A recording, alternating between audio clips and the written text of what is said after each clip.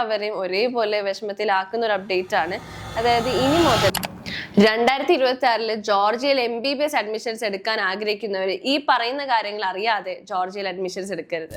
ജോർജിയയിലെ new updates ഒക്കെ അറിയാൻ വേണ്ടിയിട്ട് ഈ വീഡിയോ സ്കിപ്പ് ചെയ്യാണ്ട് തന്നെ കാണുക. ഒരുപാട് ഇന്ത്യൻ സ്റ്റുഡൻസിന്റെ one of the main study destination ആണ് ജോർജിയ എന്ന് പറയുന്നത്, എസ്പെഷ്യലി മെഡിക്കൽ ഫീൽഡിന്. നമുക്കറിയാം ജോർജിയയിൽ ഇപ്പോൾ BSc നഴ്സിംഗ്, അതേപോലെ ഡെന്റൽ, MBBS ഇങ്ങനത്തെ ഒരുപാട് മെഡിക്കൽ കോഴ്സസ് കൊടുക്കുന്നുണ്ടെന്ന്.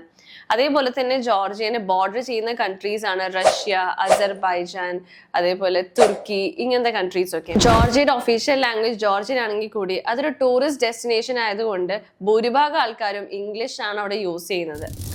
ഇനി എന്തുകൊണ്ടാണ് ജോർജിയ MBBS പഠിക്കാൻ ഒരു ബെസ്റ്റ് ഡെസ്റ്റിനേഷൻ ആണെന്ന് ചോദിച്ചാൽ, മെയിൻലി അവിടുത്തെ എല്ലാ യൂണിവേഴ്സിറ്റീസും NMC ഗൈഡ് ലൈൻസോട് കൂടി പ്രവർത്തിക്കുന്ന യൂണിവേഴ്സിറ്റീസ് ആണ്.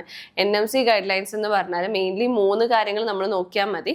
യൂണിവേഴ്സിറ്റി നമ്മുടെ MBBS ഇംഗ്ലീഷ് ലാംഗ്വേജിലാണോ പ്രൊവൈഡ് ചെയ്യുന്നത്, അതേപോലെ തന്നെ ഈ പറഞ്ഞ കോഴ്സിന് നമുക്ക് 5+1 ഇയർ ആണോ, അതായത് 54 മാസം ക്ലാസ്സസും അതേപോലെ 1 ഇയർ ഇന്റേൺഷിപ്പ് ആണോ കൊടുക്കുന്നത്. പിന്നെ ലാസ്റ്റ്ലി വരുന്നതാണ് നമ്മളുടെ ഇന്ത്യയിൽ കൊടുക്കുന്ന 19 സബ്ജക്ട്സും അവർ ഇൻക്ലൂഡ് ചെയ്ത് പഠിപ്പിക്കുന്നുണ്ടോ എന്ന് നോക്കാന്നുള്ളത്.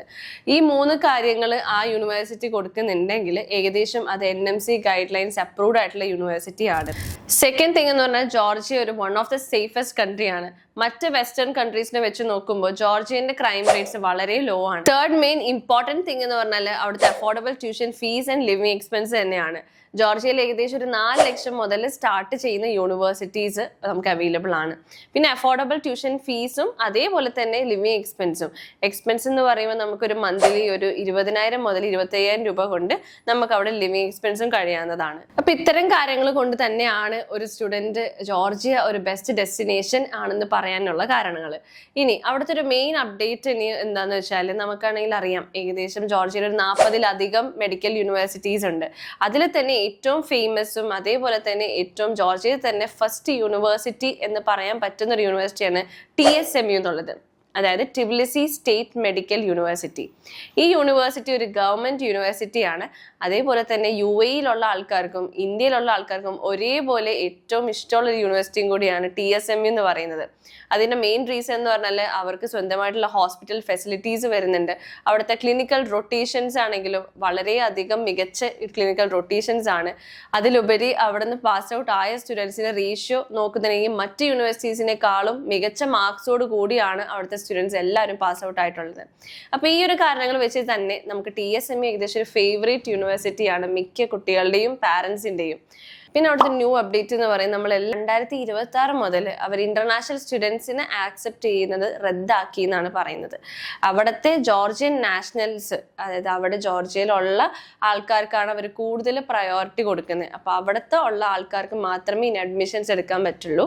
2026 മുതൽ നമ്മൾ ഇന്ത്യൻസോ അല്ലെങ്കിൽ വേറെ ഏത് കൺട്രീസ് ആണെങ്കിലും അവർക്ക് ആർക്കും ഈ പറഞ്ഞ TSMU അഡ്മിഷൻസ് എടുക്കാൻ കഴിയുന്നതല്ല. ഇപ്പൊ നമുക്കറിയാം UAE-യിലുള്ള ആൾക്കാർക്ക് കുറച്ചും കൂടി ബെറ്റർ ആയിട്ടുള്ള ഓപ്ഷനാണ് ജോർജിയ എന്ന് പറയുന്നത്. അവിടെ തന്നെ എല്ലാവരും ചൂസ് ചെയ്യുന്ന യൂണിവേഴ്സിറ്റിയാണ് ഈ പറഞ്ഞ TSMU. പക്ഷെ ഇനിയുള്ള ഈ 2026 വരുന്ന 2 ഇൻടേക്സിലും നമുക്ക് ഈ പറഞ്ഞ ജോർജിയയിലുള്ള TSMU സെലക്ട് ചെയ്യാനുള്ള ഓപ്ഷൻ ഇനിയില്ല. ലാസ്റ്റ് ഇയർ നമുക്ക് പറഞ്ഞിരുന്ന ടൈം എന്ന് പറയുന്നത് ഏകദേശം ഒരു 60 ഡേയ്സിനുള്ളിൽ നമുക്ക് വിസ കിട്ടും എന്നാണ് പറഞ്ഞിരുന്നത്. പക്ഷെ അതിനും കൂടുതൽ ഡേയ്സ് എടുത്ത സ്റ്റുഡൻസ് ഉണ്ടായിരുന്നു. അതായത് ഏകദേശം ഒരു 70 ദിവസങ്ങൾ, അതേപോലെ തന്നെ 3 മാസം വരെ വിസ കിട്ടാൻ വൈകിട്ടുള്ള സ്റ്റുഡൻസും കഴിഞ്ഞ വർഷം 2025 സെപ്റ്റംബർ ഇൻടേക്കിൽ ഉണ്ടായിട്ടുണ്ടായിരുന്നു. സോ അങ്ങനത്തെ ഒരു നെഗറ്റീവ് എക്സ്പീരിയൻസ് നിങ്ങൾക്ക് ഒഴിവാക്കണമെന്നുണ്ടെങ്കിൽ മാക്സിമം നിങ്ങൾ നേരത്തെ അപ്ലൈ ചെയ്യാൻ നോക്കുക. കാരണം നമ്മൾ ഈ പറഞ്ഞ 3 മാസം ഗ്യാപ്പ് കിട്ടുമ്പോൾ നമ്മൾ ചിലപ്പോൾ ജോർജിയ എന്ന് പറയുന്നത് നമുക്ക് എല്ലാവർക്കും അറിയാവുന്നതാണ്, പെട്ടെന്ന് വിസ കിട്ടുന്ന ഒരു കൺട്രിയാണ് ജോർജിയ. റിജക്ഷൻസും ഭയങ്കര ലോവസ്റ്റ് ആയിട്ടുള്ള ഒരു കൺട്രിയാണ് ജോർജിയ. പക്ഷെ ആ ഒരു ഇത് വെച്ചിട്ട് നമ്മൾ ചിലപ്പോൾ സെപ്റ്റംബർ ഇൻടേക്കിൽ നമ്മൾ മേ ബി ഒരു ജൂണിലോ അല്ലെങ്കിൽ ജൂലൈയിലേക്ക് അപ്ലൈ ചെയ്യുന്നത്. എങ്കിൽ കൂടി അവിടുത്തെ വിസ പേപ്പേഴ്സ് കാര്യങ്ങളൊക്കെ കിട്ടിക്കഴിഞ്ഞിട്ട് നമ്മൾ വിസ വെക്കണമെങ്കിൽ മിക്കവാറും നെക്സ്റ്റ് ഇൻടേക്ക് ആവാനുള്ള ചാൻസസ് വളരെ ഹൈ ആണ്. കാരണം നമ്മൾ ഏകദേശം ഒരു ഓഗസ്റ്റ് അല്ലെങ്കിൽ ഒരു ജൂലൈയിലൊക്കെ ആകുമ്പോഴായിരിക്കും വിസ വെക്കുന്നത്. അങ്ങനെയുള്ള സ്റ്റുഡൻസിന് പൊതുവേ നമുക്ക് വിസ കിട്ടുന്നത് നവംബർ ഡിസംബർ ഒക്കെ ആവാറുണ്ട്.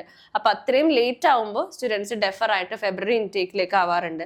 സോ അങ്ങനത്തെ ഒരു ബാഡ് എക്സ്പീരിയൻസ് ഒഴിവാക്കാൻ വേണ്ടിയിട്ടാണ് മാക്സിമം നിങ്ങൾ നേരത്തെ അപ്ലൈ ചെയ്തിട്ട് പേപ്പർ വർക്ക്സ് എല്ലാം തീർത്ത് വെക്കാൻ പറയുന്നത്.